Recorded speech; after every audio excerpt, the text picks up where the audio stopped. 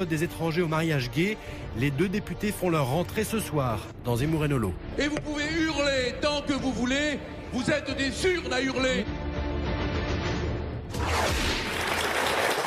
À l'Assemblée nationale, il y a aujourd'hui deux têtes pour un front. Ils sont les seuls élus du parti présidé par Marine Le Pen. C'est leur toute première télévision ensemble. Bonsoir à Marion Maréchal Le Pen et bonsoir à Gilbert Collard. Bonsoir Monsieur Nolo, bonsoir Monsieur Zemmour. Bonsoir. Merci d'avoir accepté notre invitation. Très heureux de me retrouver avec Marion à votre compagnie, bien qu'elle ne soit pas toujours très fréquentable. Mais comme je ne suis pas plus fréquentable que vous... Pour une fois, il va peut-être pas m'arracher les tympans. Vous faites référence à une couverture du Nouvel Observateur. Oui. Sur les néo-fachos. Sur les néo-fachos, moi j'ai été très flatté de ce Wanted, parce que jamais j'aurais pu espérer un jour me retrouver dans une académie Goncourt. Et là, je suis avec les plus belles plumes grâce à Monsieur Dely de Presse, évidemment. Très joli. Mais gardez-en un peu, parce qu'on a beaucoup de sujets à aborder. Oui, on va essayer de se maîtriser. Mademoiselle Maréchal Le Pen. Il va te faire concurrence. Oui, je comprends bien. Oui, impossible. Non, moi c'est Impossible. stade industriel du calembour. Je crois que vous avez terminé vos examens universitaires. Absolument. Mais rassurez-nous, vous allez être une députée à plein temps ou c'est votre job d'étudiante, députée? Non, je vais. Si vous voulez, on peut reprocher la même chose dans ce cas-là aussi aux députés qui font maire, président de conseil général. C'est vrai que ça paraît un peu compliqué. Il y a un axe avec Martine Aubry alors. Notamment, Sur le non-cumul. C'est pas la seule, loin de là, mais c'est vrai que je constate que c'est quand même un travail qui prend énormément de temps, et donc je m'étonne de leur capacité. Ils sont un peu surhumains. C'est la vôtre que je questionnais. Oui, bien sûr. Est-ce que vous allez vous y consacrer à plein temps? C'est vrai que je me suis rendu compte de ce fait-là. Évidemment, mon travail de député sera ma priorité absolue. C'est vrai que je vais quand même essayer de m'arranger éventuellement avec mon directeur de M2 pour voir si je peux avoir certaines dispenses, mais néanmoins, je vais quand même essayer de passer les M2, examens. c'est Master 2, c'est ça? Exactement. De toute façon, Marion, au bout de 8 ans, tu peux devenir avocate sans examen. Oui, mais ça me déplaît, moi, ça me plaît pas trop. Nous voilà rassurés. Gilbert Collard, quelle est la différence essentielle entre l'opposition que vous incarnez à l'Assemblée et l'opposition qu'incarne l'UMP, par exemple? Qu'est-ce qui vous distingue? C'est la différence entre l'érection et la mollesse. Ça demande un développement, même si l'image est parlante. Heureux de vous venir en aide. Mais Jean-François Copé parle d'une opposition décomplexée. Je vais vous donner un exemple. Je dis, il me semblerait que, compte tenu de la situation des finances, il soit raisonnable de supprimer l'aide médicale d'État et sa gratuité qui nous coûte 600 millions d'euros. Bon. Monsieur Copé vote contre ma proposition. Et puis, quelque temps plus tard, sentant sans doute le souffle électoral au sein de la compétition contre Fillon le toucher, il dit « Je suis pour la suppression de l'aide médicale d'État ». Mais c'est quoi ces hommes politiques qui, le lundi au Parlement, n'ont pas le courage de dire quelque chose et qui, le vendredi, disent tout à fait le contraire? Bon, alors, on est vraiment une force d'incitation et on le fait toujours dans le respect. Nous, on dit ce qu'on a à dire, on se bat pour ce qu'on a à dire, on déplaît, on se fait insulter, on se fait conspuer. Il paraît même, rendez-vous compte, quel courage, que les députés verts ne prennent pas l'ascenseur pour ne pas nous rencontrer. Vont-ils aux chiottes? Vont-ils aux chiottes? Surtout qu'on est au premier étage. Bon, vous me direz, ils n'ont pas grand mérite, on est au premier étage, c'est vrai, tu as raison. Avant de vous laisser entre les mains de Zemmour, Gilbert Collard, vous aviez promis, je vous cite décidément, c'est une émission à thème, d'être le casse-couille démocratique de l'Assemblée nationale. Mais avant la vraie rentrée parlementaire, vos petits camarades de banc craignent-ils pour leur virilité? Regardez et écoutez. Ils sont députés, ils ont été élus, ils représentent, ils ont une forme de légitimité qui leur a été confrontée par le suffrage. Pour autant, je n'ai ni à les accueillir, ni à les associer à quoi que ce soit. S'ils veulent s'exprimer, l'hémicycle n'est jamais rempli à fond, ils pourront le faire. Il y a un respect mutuel entre chaque parlementaire, quels que soient les bords d'ailleurs. Là, il va y avoir deux députés d'extrême droite, c'est pareil avec eux? C'est un autre sujet que j'ai pas envie d'aborder. La démonstration qu'ils ne servent pas à grand-chose n'est peut-être pas mauvaise. Je crois qu'ils serviront pas à grand-chose et les électeurs s'en apercevront rapidement. Alors, Éric Zemmour, nos deux députés servent-ils à grand-chose? Alors, en préparant cette émission, je me suis remémoré des personnages passés du Front National et je vais vous les livrer. Alors, je vais être grossier, je vais commencer par Gilbert Collard. Qui me fait penser à Yann Pia. Non pas, je vous rassure, son destin funeste, puisqu'elle fut la pauvre assassinée, mais son destin politique. Je veux dire, je me souviens très bien de Yann Piat, la seule députée à l'époque Front National, isolée, esseulée, et qui finalement est aspirée par le groupe majoritaire de droite, et qui s'éloigne idéologiquement, politiquement et même affectivement. Elle était très proche de Jean-Marie Le Pen. Mais moi, je le surveille quand même. Attendez, je vais venir à vous. Sur lui, quand même. Je vais venir à vous. N'inquiétez pas. Bref, et d'ailleurs c'est ce qu'on entend chez certains membres du Front National, vous êtes le traître en puissance parfait. Vous, Marion Maréchal Le Pen, alors vous c'est autre chose.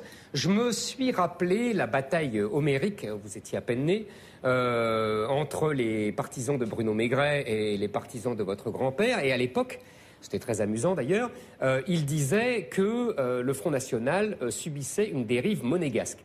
Il voulait dire par là que la dynastie Le Pen devenait comme la dynastie monégasque. Donc vous, c'est Steph de Monac à qui vous me faites penser. C'est-à-dire la petite qui profite de la dynastie et qui suit. Et ainsi, en fait, Maigret avait raison. Vous donnez raison posthume, si j'ose dire, à Maigret. Oui, il n'est pas mort, mais enfin, politiquement, c'est pareil. Et en étant, vous voyez, en profitant de votre nom pour alors, réponse désintéressée, voilà. Peut-être en commençant par Marion Maréchal Le Pen. Moi, je trouve que c'est un argument qui est parfaitement infondé, parce qu'on a dit la même chose pour Marine Le Pen, mais quoi qu'il en soit, oui, d'accord, mais elle a quand même été élue par les adhérents. Je suis d'accord, mais vous aussi, vous avez été élue. Elle n'a pas été nommée, elle a été présentée aux adhérents. J'ai jamais dit ça. Mais vous aussi, je ne dis pas que vous avez été nommée, vous avez été élue. Mais ça aide. Au sein d'une campagne interne. C'est vrai qu'avoir ce nom-là, comme ça suscite la curiosité, ça donne une tribune nécessairement. Mais bon, ce que je veux dire, Marine Le Pen, je pense, a su faire ses preuves. Et au sein d'une campagne interne où elle était opposée à Bruno Gollnisch, et c'était pas gagné d'avance, contrairement à ce qu'on peut croire. Non, c'était pas gagné d'avance, vraiment, en interne. Ça a été vite vu quand même. Et néanmoins, elle a été élue par les adhérents, donc elle a acquis cette légitimité. Donc je vois pas en quoi le fait d'être la fille ou la petite fille d'un politique, parce que excusez-moi, je suis quand même loin d'être la seule. Moi, je veux dire, je peux en rappeler, m'interdirait. Mais comme c'est vous l'invité. C'est vrai, mais m'interdirait plus que les autres de faire de la politique. Non, mais en l'occurrence, c'est vrai, vous avez raison. Mais la critique, elle est plus profonde que ça, si vous me permettez. C'est qu'on reproche aux Le Pen, de Jean-Marie, de Marine, de gérer un peu le Front National comme une boutique. Et de voir leurs petits intérêts prosaïques et de tout sacrifier à ça. Voilà, c'est ça la critique de fond qu'on fait au Front National et dont vous êtes le symbole, entre guillemets. C'est une critique qui est quand même parfaitement infondée, parce que je veux dire, pour être à la tête du Front National, il faut quand même faire preuve d'une sacrée abnégation, parce que je peux vous dire que c'est pas drôle tous les jours. Donc comparer ça à une petite boutique où on s'amuse et on vend ses petits gadgets, je trouve que c'est quand même assez malvenu. Mais c'est vrai, ce qui est vrai, il faut quand même l'admettre, moi, dans ma situation actuelle, elle est née aussi d'une dimension un peu plus personnelle et affective, puisque c'était l'histoire de Carpentras. Si je suis allée là-bas et si mon grand-père m'a demandé d'aller là-bas, pour lui, parce que moi j'ai pas vécu ça comme ça, mais lui me l'a demandé pour cette raison-là. Donc c'est vrai que la dimension affective, familiale a joué. Mais bon, néanmoins, je pense qu'aujourd'hui, ma légitimité, elle est plus là, elle vient de mon élection. Voilà. Et le traître ? Moi, je n'ai pas la fibre traître. Je trahis quand on me trahit affectivement. C'est psychanalytique. Ma mère m'a mis en pension quand j'avais 8 ans. Elle m'a dit, mon petit chéri, je viens te rechercher dans 2 mois. J'y suis resté 8 ans. Bon. Donc, pour être très clair... Marine Le Pen, c'est votre maman, alors ? Mais c'est pas ma maman, parce que je pourrais être son père. Oui, c'est pour ça que ça m'étonnait. J'ai une grande affection pour elle. Et je ne la trahirai jamais. Sauf si, sur le plan affectif, elle me trahit. Et je le dirai, moi, très franchement, hein, j'en ai rien à foutre de dire ce que j'ai envie de dire. Que ça plaise ou que ça ne plaise pas. Donc je dirais, mais je suis prêt à aller jusqu'au feu des barricades médiatiques, voire même de la rue s'il le fallait, pour demeurer fidèle. C'est mon petit côté monarchiste ou anarchiste, je sais pas. Bon, très bien, c'est noté tout ça. Maintenant, on pose le deuxième sujet qui était déjà abordé par vos collègues députés, c'est à quoi servez-vous ? Parce que déjà que les députés, même quand ils sont 250, ne servent pas à grand-chose. Mais alors, imaginez 2 députés. Oui. Alors là, ça sert à rien. La question qu'il faudrait poser à Marion, c'est continuer vos études tranquillement. De toute façon, à l'Assemblée, Marion Maréchal Le Pen. De toute façon, privilégiez vos études, puisqu'à l'Assemblée, il n'y a rien à faire, vous ne servez à rien. Posez une question par an et vous aurez la télé le mercredi et c'est très bien. Tant qu'à Gilbert Collard, il a du travail, il est un avocat renommé et quand vous dites, je ne sais pas comment il faisait, c'est très simple, ils ne viennent jamais à l'Assemblée. C'est totalement faux ce que vous dites. Enfin, excusez-moi, mais moi je suis pas du tout d'accord. On a dit la même chose, on nous fait un procès là-dessus, ça fait des années que ça dure, on a dit la même chose pendant les présidentielles, ça sert à quoi pendant les législatives, mais systématiquement, regardez, nous avons été au centre du débat politique politique. Ça veut dire qu'ils ont passé leur temps à se positionner vis-à-vis de nous. Nous avons été le centre du sujet et des discussions. Mais alors, pendant la présidentielle ? Pendant la présidentielle et pendant les législatives. Mais quoi qu'il en soit, si vous voulez, nous sommes là, notre force, et même en tant que député, c'est déjà d'avoir une tribune, d'avoir une crédibilité. Parce que nous, depuis des années, le seul argument qu'ils ont contre nous, parce que nous avons acquis notre crédibilité au niveau des idées, parce que les faits nous donnent raison. Donc ils nous font un procès en compétence systématique. De toute façon, le Front National, ils n'ont jamais eu le pouvoir, donc ils ne savent pas faire, c'est des bleus marines, ils sont nuls. J'ai remarqué la blague tout à l'heure. C'était bien. Il n'y a que des concurrents aujourd'hui. Donc en gros, notre but maintenant, c'est de prouver que nous sommes capables d'être, déjà pour les années à venir, dans les exécutifs des mairies, donc que nous savons gérer le pouvoir, mais aussi au sein d'une assemblée, que nous sommes capables de discuter, de travailler, de gérer des questions nationales. Mais nous sommes là surtout pour susciter le débat. Et pour porter la contradiction, c'est déjà énorme, même si nous n'influençons pas la politique du gouvernement. C'est pour vous aboyer, la caravane passe. Est-ce qu'il y a une proposition de loi qui vous tiendrait à cœur et qui aurait une chance de faire passer grâce à vous? Je vais vous donner un exemple de notre capacité d'intervention.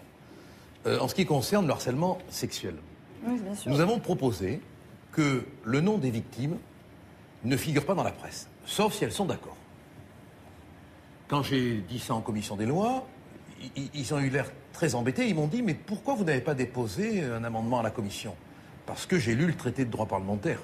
Et que si je la dépose en commission, c'est plus la mienne de proposition. D'accord ? Donc, à l'Assemblée, j'ai dit « Mais attendez, vous voulez protéger les victimes. La première chose à faire, c'est de protéger leur anonymat. » 2 ministres m'ont répondu. 2 ministres ont été obligés de me répondre. Et Mme Taubira a été obligée de concéder qu'elle ferait une directive au procureur. Bon. L'important pour nous, c'est de trouver les axes où on arrive à déstabiliser la structure complètement idéologique. Et on le fait. Et pourquoi on est utile à l'Assemblée ? Parce qu'on est là aujourd'hui. Parce que si on n'était pas à l'Assemblée tous les deux, on ne serait pas là aujourd'hui. Voilà. Et on est là et on est ailleurs. Et chaque fois, on travaille sur l'écho médiatique et social de la transformation qu'on veut de la société. Voilà, le Parlement nous donne une espèce de porte-voix. Voilà, c'est déjà pas mal. Eh bien, en 1986, ils n'étaient pas 2, ils n'étaient pas 10, ils n'étaient pas 20, ils étaient 35 députés du Front National à faire leur entrée dans l'hémicycle. Après avoir fait le plein des voix, grand-père Le Pen donnait de la voix. C'est la séquence coup de rétro. Mitterrand-Chirac, même politique, selon M. Le Pen, le changement n'a pas eu lieu. C'est moins désespérant en chantant. Mitterrand est roi, Chirac est sa reine, c'était pas la peine, c'était pas la peine, c'était pas la peine assurément de changer de gouvernement. Alors les temps